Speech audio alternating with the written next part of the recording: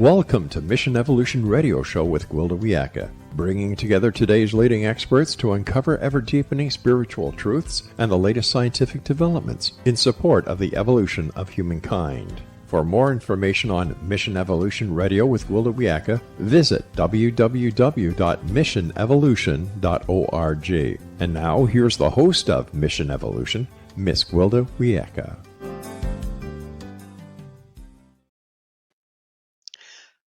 Postural alignment, movement, and sensory integration all have one thing in common. They begin in the foot. Yet, beyond wearing fashionable shoes, we tend to give our feet little thought. What do we need to know about the lowly foot that may well affect our health and longevity? Mission Evolution Radio TV show is coming to you around the world on the Voice of Canada Broadcast Network, www.vocbn.ca. With us this hour to explore the hidden functions of the foot is Dr. Emily Splichal. Dr. Splichal is a functional podiatrist, human movement specialist, the founder of EBFA Global, creator of the Barefoot Training Specialist Certification, author of Barefoot Strong and CEO founder of Naboso Technology. With over 20 years in the fitness industry, Dr. Splichal has dedicated her medical career towards studying postural alignment and human movement as it relates to barefoot science and foot-to-core integration and sensory integration. Her website, dremilysplichal.com. Dr. Splichal, thank you so much for joining us on Mission Evolution. Of course. Thank you so much. It is a pleasure as always. It is a pleasure.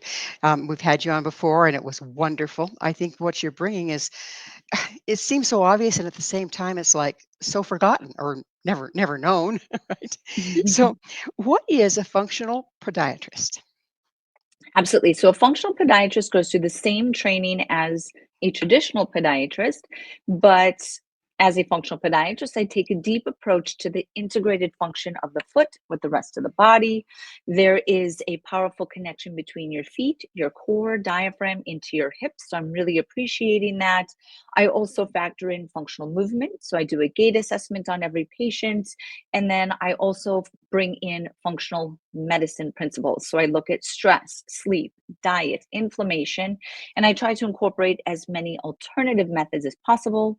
Most patients who see me as a functional podiatrist really are not in favor of traditional pharmaceutical, surgical, Western medicine approaches.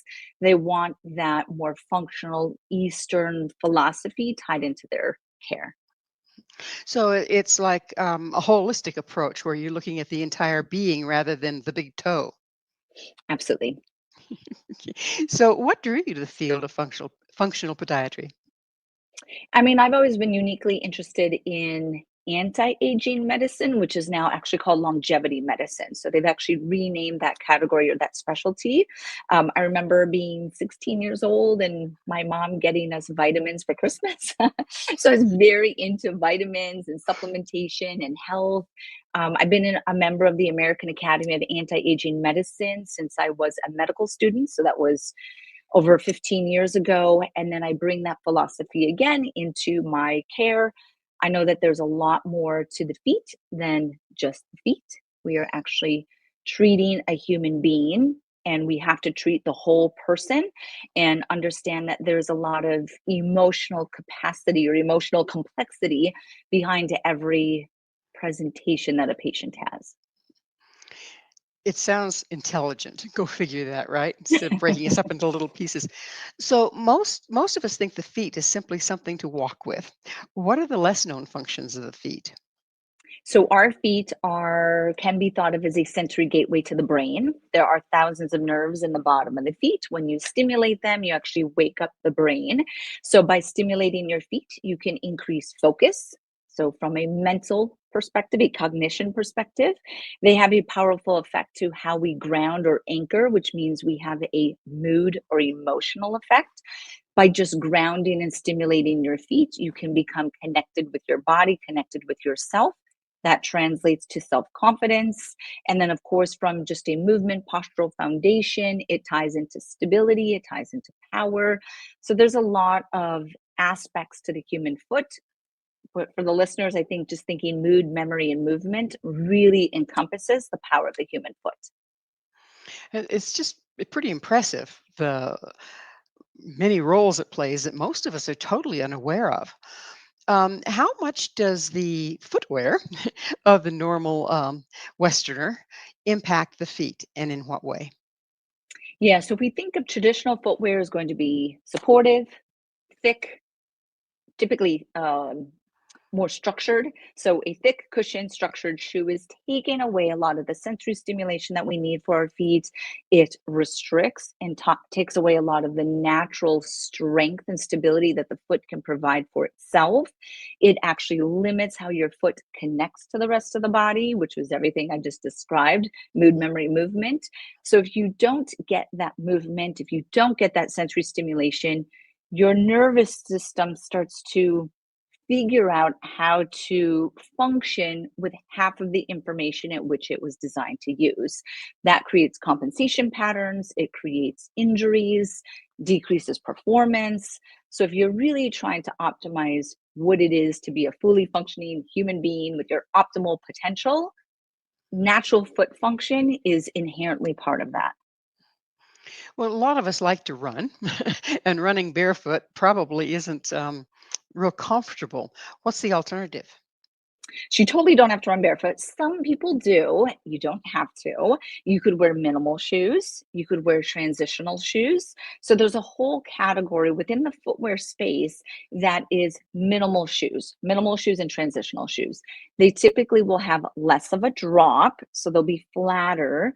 They will have less cushion. They will be flexible, so you can twist the shoe like a rag or kind of a rope. And then they have a wide toe box. So all of those features can start to be incorporated into more minimal or natural footwear, allowing you to run with less support and cushion to then activate and optimize the natural function of the foot. You totally don't have to go completely barefoot, and that's an important point to make. That's very intimidating to people. You don't have to do that. So, what are the soles made out of in the shoes that you're recommending for running? Because if we're going to ground, it doesn't make sense to have rubber soles or things like that. I mean, you're not going to be able to ground through that, are you? Well, so most shoes are made of rubber outsoles. And the reason is that the rubber outsole provides the traction and the wear and tear that occurs from running, walking, pickleball, tennis, different activities that you're playing. You have to have a sole that's going to last long enough, which is why most of them are rubber. But you're correct. As soon as you put rubber between your foot and the ground, you take away the earthing grounding effect of being on your feet. To utilize that, you would have to tap into leather soles. So if you use a leather sole, you will then be able to actually ground or earth while wearing footwear. The way that I look at it is understanding the time and the place for both of them, right? Maybe in your day to day, right? Whatever your day activities are, going to work, etc. Could you use a leather soled shoe? That is one that allows the grounding. If you're doing something like a pickleball, tennis, running, okay, it makes sense to use a rubber sole, understand how that fits into the lifestyle. So, what about the insulating your feet from the direct contact with whatever you're walking on? Mhm. Does that impinge your ability to stimulate the nerves at the bottom of the feet? It does. All footwear, even the most minimal footwear, will take away some of the sensory stimulation. Honestly, that's part of why I developed my company, Naboso, is because I was seeing that all these shoes had cushion, rubber, just an inner sole, outsole that was taking away sensory stimulation. So Naboso has a textured insole that you put into the shoe. So if you can bring sensory stimulation into the shoe and you're essentially offsetting the reality that shoes inherently disconnect you from the ground. How do you stay connected? You bring sensory into the shoe while you have this outsole that disconnects you. And then you work together. Then, when you can, as much as possible, take your shoes off, be completely barefoot around your home, be completely barefoot. If you could work out completely barefoot, that's great. So there's shoes like maybe I can't mention names. They wear them a lot in the hospitals. They're big and ugly, but Mhm. they've got all these little pokies in the bottom of the inside of the shoe. Is that what you're talking about? As far as stimulation, sure, it could be Hmm. that. Naboso is very specific. It's a patented texture that we use. That is a way to do it. There's other great ways to bring sensory stimulation to your feet when you are not in the shoe. One is whole body vibration. I absolutely love vibration training. Bringing vibration to the nerves in the bottom of the feet wakes up the muscles, stimulates circulation, which is great, builds bone density. So there's all these great benefits of what do you do when you're not in your shoes? And that's how you could think about offsetting the effect of wearing footwear. So explain to us a little bit more about the vibration thing. Mhm. Yep. So vibration is one of the most important sensory stimulation that we as human beings encounter every day. In fact, our cells communicate to each other through vibration. So vibration is very innate to being human. Vibration is experienced every time we take a step and our foot strikes the ground. Ground reaction forces are perceived as vibration. Vibration goes through the foot into the nervous system, stimulates our muscles to contract, which strengthens them, stimulates our bones to increase bone density. So that vibration can be experienced through walking, walking without shoes with cushion. If you have cushion in your shoe, the cushion will take away the vibration. But we need the vibration to stimulate our nervous system, our muscles, and our bones, right?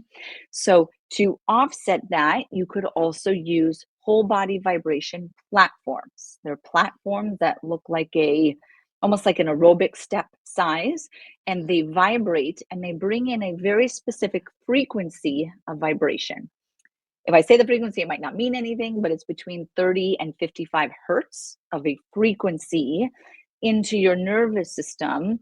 And the way that I tell my patients is that vibration from the ground is set at a frequency almost like music, right? Like when you turn a radio, you're turning to a different frequency, and that's how you capture the station, right? Same thing here. We dial in the frequency of the vibration so your nervous system tunes into it. Very similar. I love vibration. I think that everybody should incorporate vibration into their lifestyle as far as how to really connect to our foundation, the feet, the ground, and the nervous system. Do you are you familiar with meridians and pressure points and all that fun stuff Mhm. as well? Yeah. So how do they fit in here? So those are, I'm not trained in traditional reflexology. That is part of where people will focus on the foot, that there's different reflexology points where some points on the bottom of the foot correlate to different organs within the body. I'm not trained in that. However, I've spent a lot of time in Asia, so I'm highly appreciative of Eastern medicine and reflexology, and it's something that I do think and I embrace. There is then also different chi lines and meridian lines, which I also appreciate. I look more as a fascial line versus a meridian line. A fascial line is a little bit different. That is how you can connect the connective tissue from your foot into the rest of your body. Your feet connect to your core, to your Well, diaphragm, to your tongue. we're going to have to pick up on all this on the other side of a station break. Dr. Spickle and I will return very shortly, so don't you go away. This is Mission Evolution, missionevolution.org. Is there more to the foot than meets the eye? With us this hour discussing the importance of foot health is author of Barefoot Strong, Dr. Emily Spickle. Her website, dremilyspickle.com. Dr. Emily, this is a little different topic here, but what about foot surgery? It seems like it's been around for a long time, and I personally haven't seen much success. But what's your experience of it, and what's your opinion of it? Yes, so I was actually trained as a surgeon. I am a US based podiatrist. And the way that podiatry is in the United States is that we have to be trained as surgeons. So after podiatry school, we go through a 3 year surgical residency. It Oh is my! required to get licensed. So I have to become it. And then I did surgery for 5 years out of residency. I happen to, again, My authentic self is much more towards functional movement, functional medicine, regenerative medicine, longevity medicine. So that whole category, in 2017, I actually shifted away from surgery after doing it for 5 years. And then my practice is now entirely built around functional and regenerative podiatry. So I have experience in it. I was trained. I understand the way that a surgeon thinks because I was taught that way. And that's why I understand when a patient comes to me and they saw a surgeon and they said the only thing that will help you is surgery, why they thought that way, because that's what's in their toolbox. I think that it is important for providers to have more tools in their toolbox, or for the patient and for the individual to understand possibly the importance of specialization and then the role that each provider plays within the medical healthcare system, right? There's a time and place for surgery. Although I have many, many patients who refuse to have surgery, and I have to give them an option. I have to understand, how can I achieve as much functional foot health as possible, knowing that that individual does not want to have bunion surgery, does not want to have hammer toe surgery or neuroma surgery or flat foot surgery or whatever it is. I have to be able to give them options still. So similar to when I get asked about orthotics, there's a time and place, but we have to understand the role and then what are the alternatives. So, when you're anytime you have surgery, anytime you cut into the body, you're ending up with scar tissue, and scar tissue can be insidious. Have you found that people have secondary problems with their feet as a result of the scar tissue from the surgery? Absolutely. So everyone's scar is a little bit different. Actually, some patients that I've seen and that I've had even when I was doing surgery can have a completely unexpected reaction to the sutures or to the stitches that are deep in the layers. And then the body will start to kind of spit it out. And then the incision just starts to open up. And now they have a whole, maybe they're dealing with an infection they didn't expect. Maybe because the body started to spit out these sutures, there's a chaotic healing response. We'll call it scar tissue.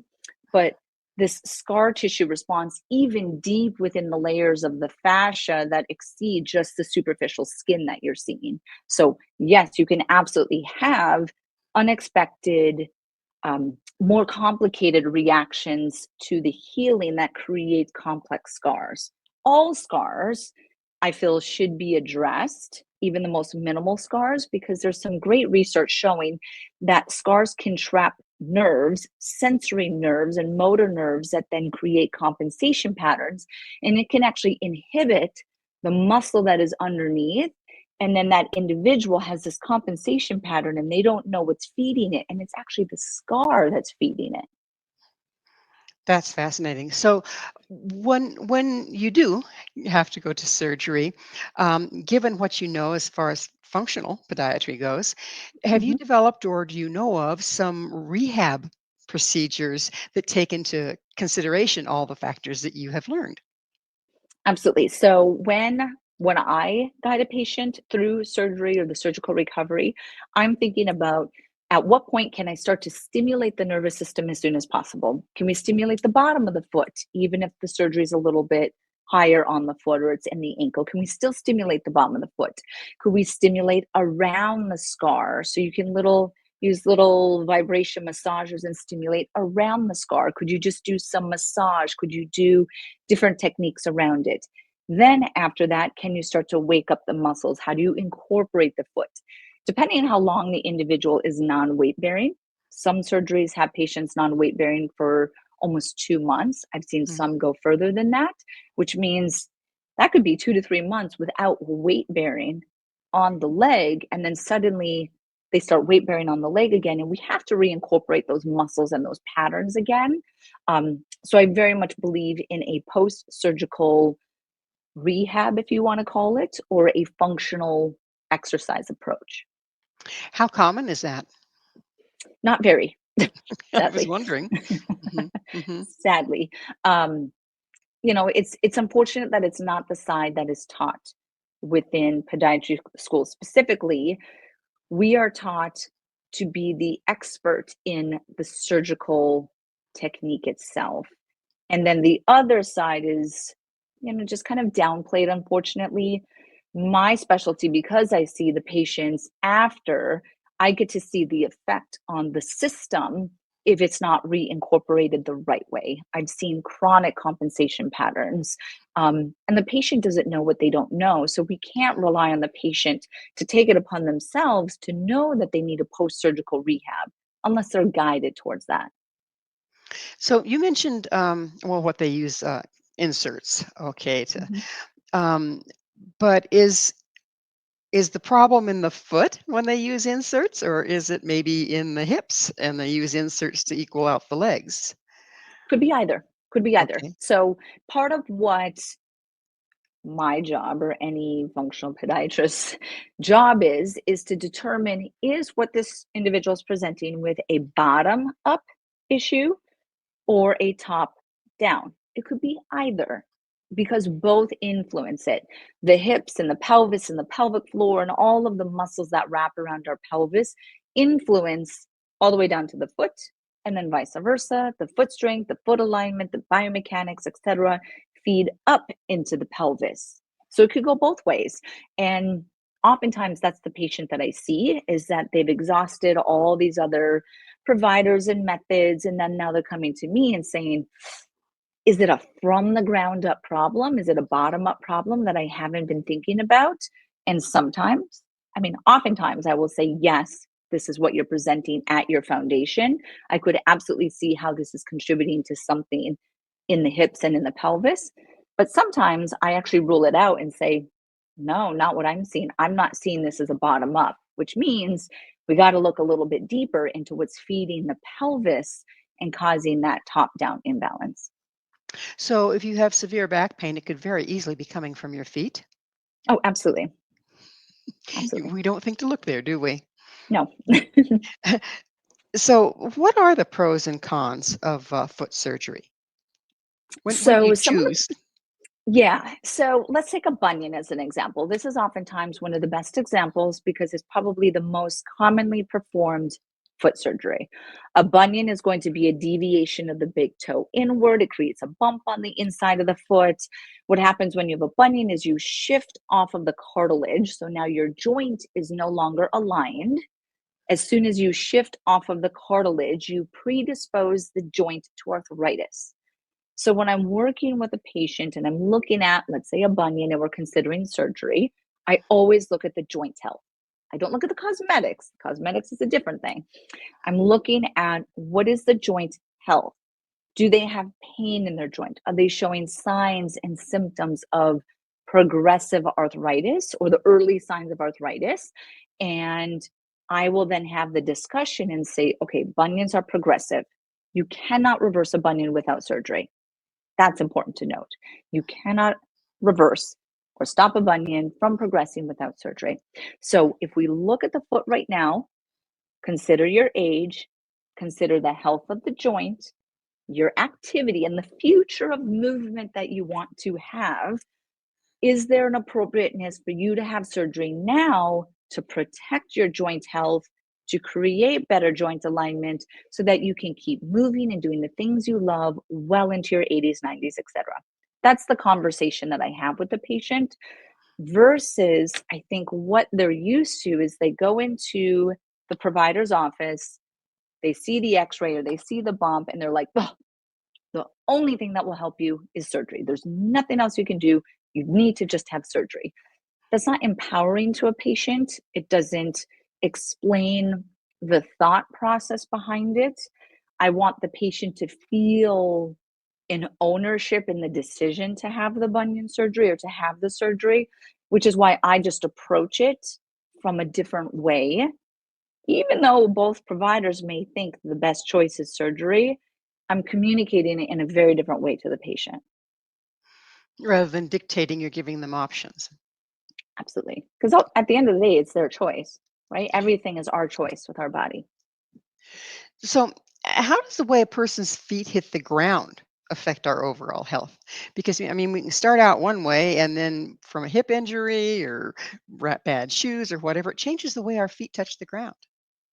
Yes. So I think that it's important to remember that part of what we experience every time our foot strikes the ground is ground reaction forces. And these ground reaction forces are our body's energy, right? It's force, it's stress to the body when you strike the ground. These forces are not a bad thing. They're used as your body's energy to take the next step. That's called potential energy. It's energy that your body will use to take the next step. It's how we move like a rubber band. And we are designed to move like rubber bands or like cats or like children that never get tired, right? They're really utilizing their myofascial connective tissue rubber band web of the body. Now, that whole story starts with the way your foot strikes the ground. And if you don't strike the ground the right way, meaning unstable, disconnected, with a lot of cushion between your foot and the ground, with too much support, you actually cannot utilize the energy from the ground to move efficiently. So oftentimes I find people are disconnected, a little bit destabilized, a little bit delayed, and they're inefficient in their movement pattern when they don't strike the ground the right way. So we get less stable on our feet, if you will, as we age. What causes that? A lot of it has to do with the nerves in our feet and our foot strength. And when I say foot strength, I'm actually talking about our toes. So your toes are very, very important to how we stabilize on the ground. There is something that is called toe flexor strength or an anchoring. Or you could think of it like gripping the ground. When you grip the ground, you anchor into the ground. That is how we maintain balance. That's also how we push off. So, to create a lot of energy release at push off, you have to grip the ground as you're pushing. There's this opposition of force. As we lose that strength, which is part of hammer toes, bunions, atrophy of the muscles in our feet. We don't feel our feet because we have neuropathy. There's a lot of things that can happen. You have lots of cushion in your shoes. So you create all this disconnected weakening. Well, no wonder someone has an increased fall risk and loses their efficiency when they move. Well, it's about time for us to take another station break. Dr. Spickle and I will return. So please stay right there. This is Mission Evolution, www.missionevolution.org. How healthy are your feet? This is Mission Evolution, missionevolution.org. Our guest this hour is Dr. Emily Spickle. Her website, dremilyspickle.com. Dr. Emily, if we start having our feet deteriorate, like we were just talking in the last segment, is there a way to turn that around no matter what your age? There's a way to get a positive gain from stimulating your nervous system and waking up the muscles. Absolutely.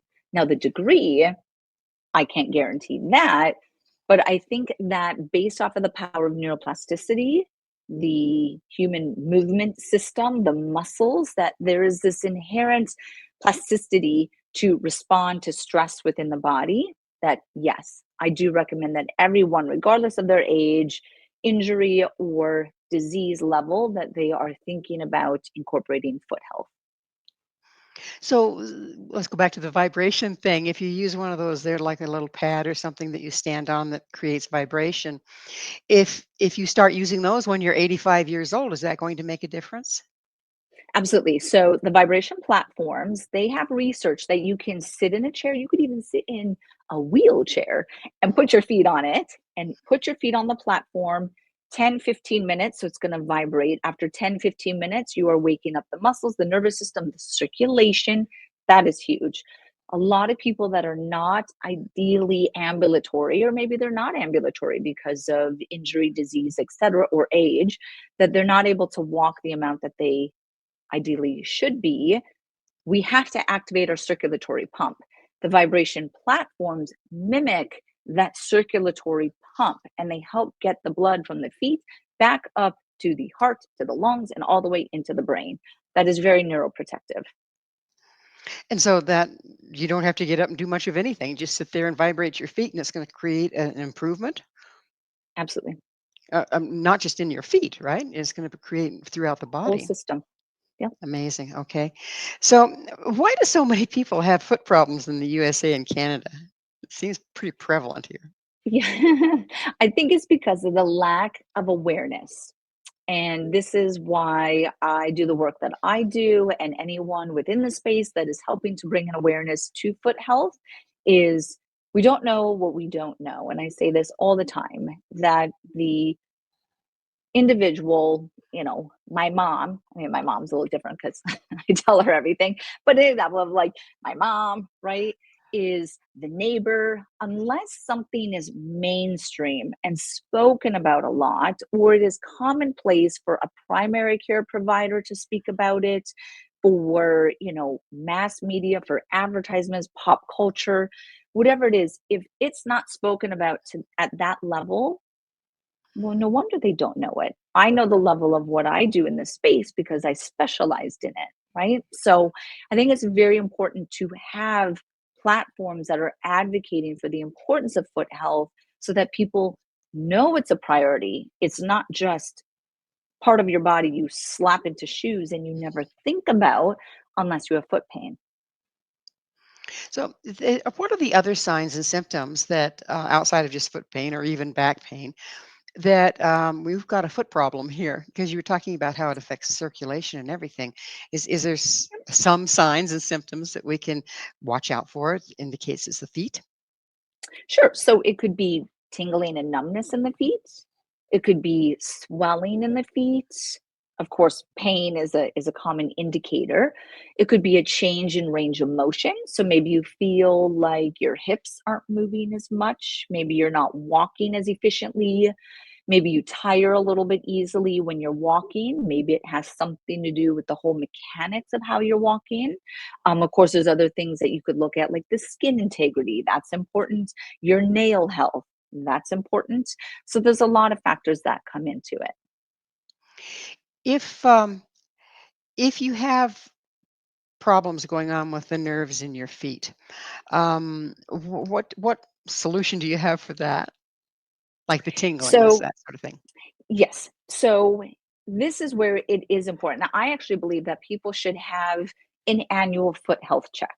There should be something as far as going to a podiatrist, maybe a functional podiatrist, and having just a foot health screen. Kind of like when people will go to their primary doctor and do an annual screen, and they'll just assess, do the blood work, how we doing, where we at, what could we catch early. If that was done, then if there was a little bit of tingling in the foot, that could be brought up earlier until it's so far past that they then kind of have to get shunted through all these specialists. So I think that that's an important part of it.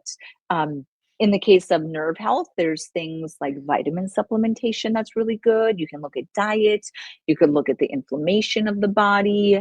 You could look at comorbidities. Is there diabetes? And the first sign is tingling in their feet? I don't know. Um, could we do things like texture and vibration to try to stimulate the nervous system? Then we can start to address it a little bit earlier. I'm a bigger fan of preventive medicine than reactive medicine. So, some, if many of us have been in car accidents, if this is out of the next thing, we've had a spinal injury or something that had us changing our posture and walking differently. Does that filter down to the feet? And if it does, how do you get to filter back out? Yes. The way that we carry the rest of our body will ultimately affect our feet. And like I said before, vice versa. So if let's say we have a hip injury and we don't walk the same way, um, or something with the neck and the T spine. So when we walk, we're obviously taking 2 steps with every stride, is what it is, right? We step with our right leg, then we step with our left leg. The step that you take with your right leg should be mirrored or symmetrical, as close to symmetrical with your left leg. And every time we step with our right leg, our left upper body swings forward. So we create this counter rotation. Right leg steps forward, left arm swings forward. Left leg steps forward, right arm swings forward. This Range of motion like this is really important to how we hydrate the body, and we bring mobility to the entire body from the tips of our toes to the top of our head. Is you have to be able to do this. One thing that I will often see to people is because of an injury, like you mentioned, maybe a car accident, a ankle sprain, an old sporting injury, whatever it is their right step is actually much shorter than their left step. So now they've been walking for 10 years with two different step lengths and two different rotations of the upper body. Well, no wonder they have chronic low back pain, right? So that's where you could start to see it.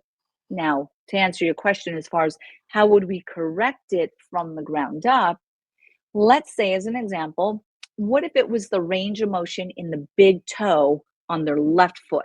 Let's say they had arthritis in the big toe on their left foot and no one ever looked. And that's why they're taking two different step lengths, right? So we have to be thinking whole body when we're looking at what could be contributing to the way that someone moves and how they carry that. Oftentimes people think of a podiatrist as a foot doctor, and that unless your issue is totally in your foot, I can't address it. And that can't be true, because your feet connect to everything else in your body. So if you have back pain, you should absolutely think to see a podiatrist. If your neck hurts, if your shoulder, even if you have carpal tunnel, it could be coming from your feet. So if a person has like the injury you're saying, like a bunion or a foot that broke that didn't heal well, and they're unable to flex their foot to keep their gait even, what's the correction for that? So it depends on what the presentation is. Maybe it's surgery. I don't know. I would go over that with the patient. It might be surgery. Maybe it's certain footwear. Certain footwear can actually help accommodate and optimize the way that someone walks. And I go over that with a patient. One example would be rocker-based shoes. A shoe that has a 4-foot rocker allows you to roll through the shoe without requiring the same range of motion and flexibility in your foot joints. So it could be very advantageous. Maybe it's a mobility fascial issue. So I do a lot of body work with the individual, maybe some stretching. I like to stretch thinking about fascial lines, so that the foot, hip, torso connect to each other. So I do total body stretches. So that's something that you could do. So let's go back to the brain. You said something that just kind of caught my interest, is that foot health can actually affect the brain. How does it affect it, and what do we look for there? Yeah, so that big one would really lie within the sensory stimulation. That would be the first one that I would address, the sensory stimulation. So the nerves in the bottom of the feet stimulate a part of the brain called the somatosensory cortex. That's in the neocortex. It sits around here. Somatosensory, somatic means body, right? So it's your connection to your body externally. So my hands, eyes, joints, etc. And then I use that sensory information to control my posture and my movement. That's the somatosensory cortex in the brain. So if you do not stimulate your feet, you start to lose that connection of the brain to movement. And we were born to move. Our nervous system was designed to move. That's just inherent in who we are as human beings, as we are movement beings, right? So that's an important part of it. Touch and sensory stimulation is also calming. Touch is known as nature's natural analgesic. So it calms our nervous system. It helps keep people in a parasympathetic state, or rest, digest, socialization state, which is very important. I believe that that's very important with a lot of the fun, chaotic stuff that is happening in the world today. Is we need to stay connected to ourselves. We need to stay grounded. We need to stay anchored, and we need to stay parasympathetic. Very important. The last one that helps the brain goes back to movement, and it has to do with our ability to walk fast. When we walk fast enough, step, step, step, rotating the torso, you activate this full body circulatory pump that drives blood to the brain, and it stimulates what's called brain-derived neurogrowth factor. Brain-derived neurogrowth factor. very important for the protective mechanism of the brain, the neuroplasticity and the longevity of the brain and brain health. You have to be stimulating brain-derived neurogrowth factor. You need blood to do that, and that's part of that movement and that circulatory pump. So you were talking about walking, walking slow, walking fast. What about running? If you compare running with walking or speed walking, what's Mhm. the best for the whole system? Yeah, so totally different systems and mechanisms. I think depending on the age of the individual, um, walking may be friendlier. Running clearly is going to have higher impact forces, higher joint stress. So if you do not have the proper mechanics from the ground up, proper mechanics for running, I don't want someone to get injured trying to get this brain derived neurogrowth factor. Would they be better off just walking fast? Now, it doesn't mean you have to do legitimate speed walking or race walking. That's totally different. That's a different biomechanical pattern within the body. But could we just walk sufficiently fast? And the way that we know that we're walking sufficiently fast is that we fall into what's called momentum. And you will know this. It will suddenly feel like you are falling and catching yourself. What I used to tell my patients when I practiced in New York City is I would say, leave everything home, right? Leave it in your apartment or your home. You could take your phone if you need, put some music on if you want, but I just want you to walk and just feel what it feels like to move your arms, to take long steps, and to fall into this momentous state. Well, we're And going to it's have to take another station break. Please stay with us as Dr. Spickle and I continue to explore functional podiatry. This is Mission Evolution, www.missionevolution.org. What happens when your feet let you down? This is Mission Evolution, missionevolution.org. We're continuing our discussion with Dr. Emily Spickle. Her website, dremilyspickle.com. Dr. Emily, let's talk about babies. I remember, originally, and I hope it's changing, that when a baby gets to the point that they're getting ready to be pushing them little selves up to stand, not even walking yet, they used to put these gag awful white shoes that had no flexibility whatsoever. yeah. And of course, the child's always trying to take them off. So then you put those little gizmos on so they can't untie them. What impact did that have on our developing feet? Yes. Oh my gosh. I'm a huge advocate of barefoot babies, barefoot toddlers. What I think is important to note is so this neuroplasticity, I used this word before. This is the challenging and the shaping and the expanding of your brain and your nervous system. So that means also your peripheral nervous system, your hands and your feet, right?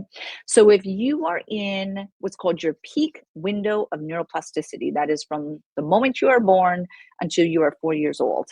That is when you want to keep the sensory stimulation as high as possible, which means you, of course, do not want to put shoes on the feet of the child or of the toddler to try to optimize as much of this neuroplasticity as possible. That's also where you're really tracking motor pattern development, right? And I find it really interesting that most of the milestones that we are following in a newborn through these different phases of development are really motor based. And the motor based development of the child is an indicator of their cognitive development and even their emotional regulation. So there's this huge interplay between movement, memory, mood.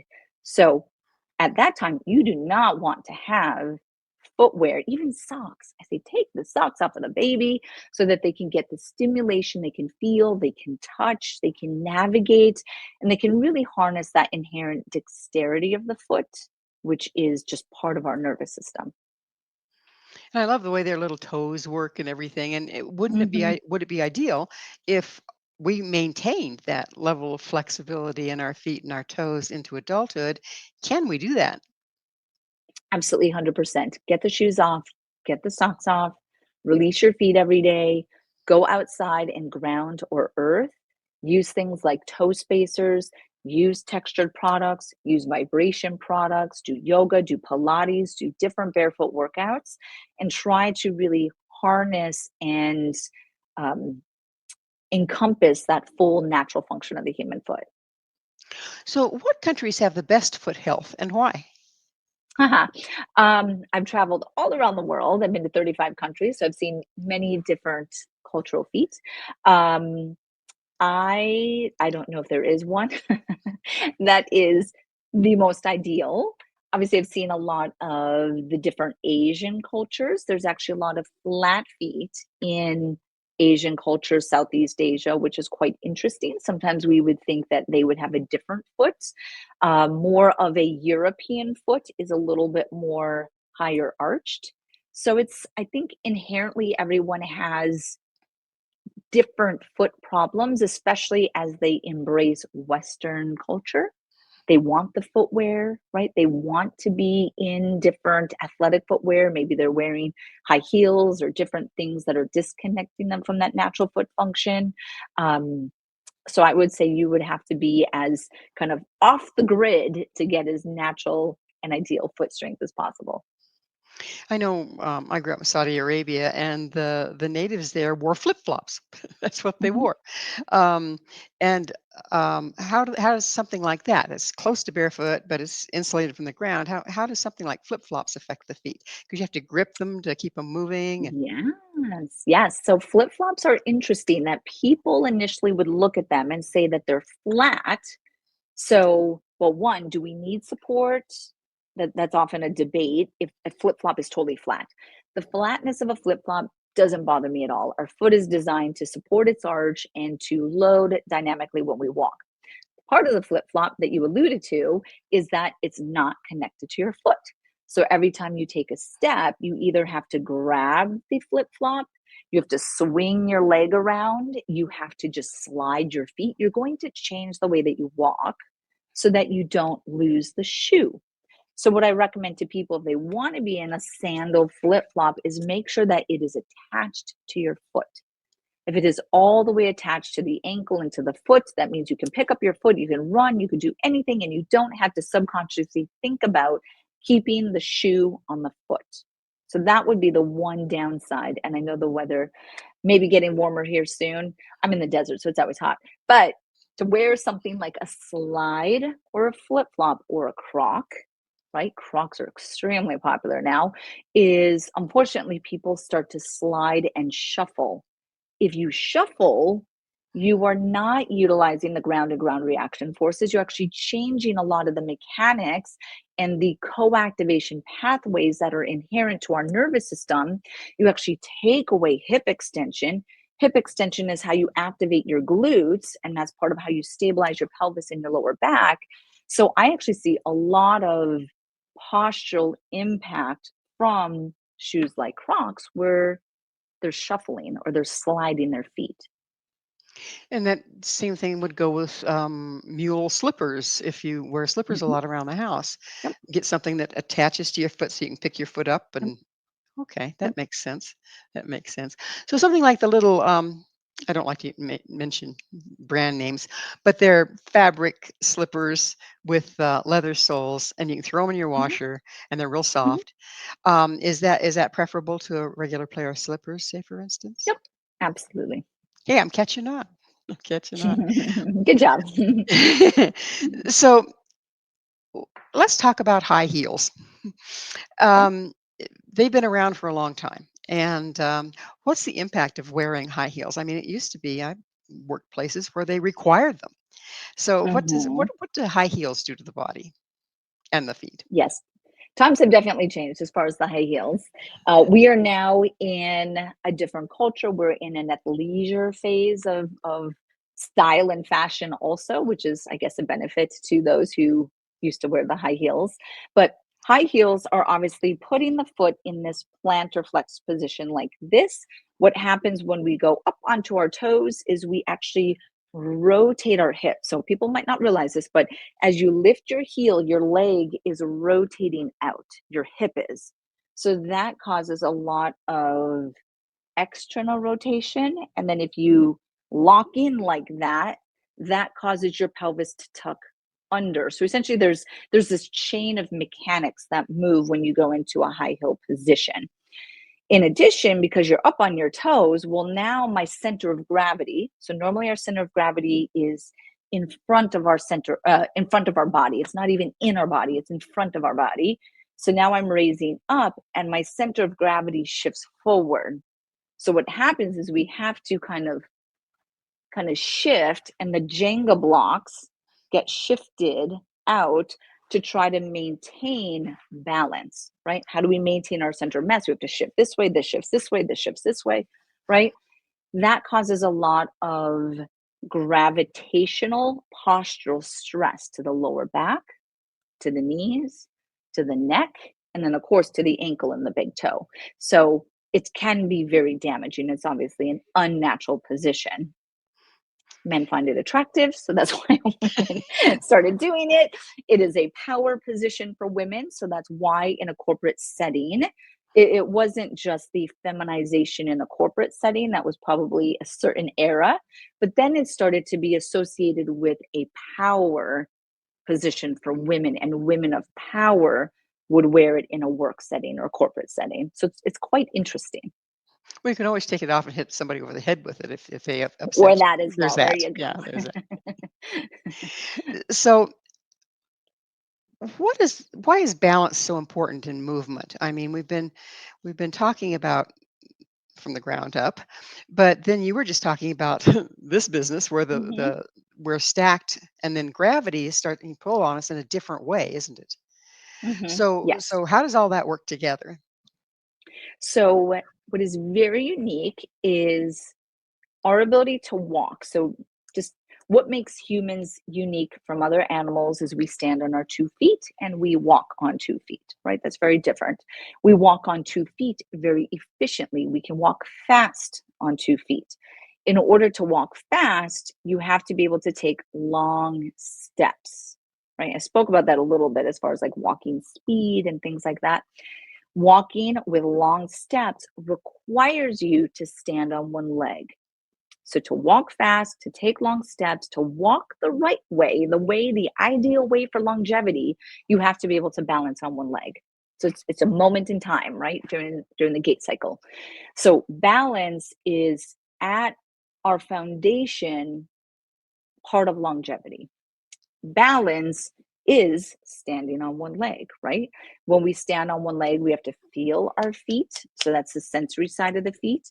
You have to have toes that can anchor or grip into the ground. So that's toe flexor strength. We have to have that. Your feet connect to your deep core muscles. That's the bottom up stability. And then your glutes have to activate. That's how you stand on one leg and you stabilize the knee as you're standing on that one leg. So there's a lot that comes into balance and how balance translates to walking. So how does longevity fit in there? This goes back to the circulatory pump, right? And the hydration of our system, the range of motion.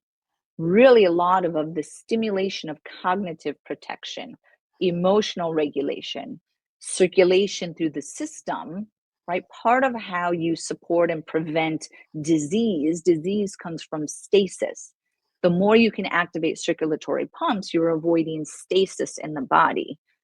You create the circulatory pump by walking fast enough. To walk fast enough, you have to take long steps. To take long steps, you have to balance on one leg. Well, there you have it. So we're about out of time, so I don't want to miss out on asking you, Dr. Spickle, what's your mission?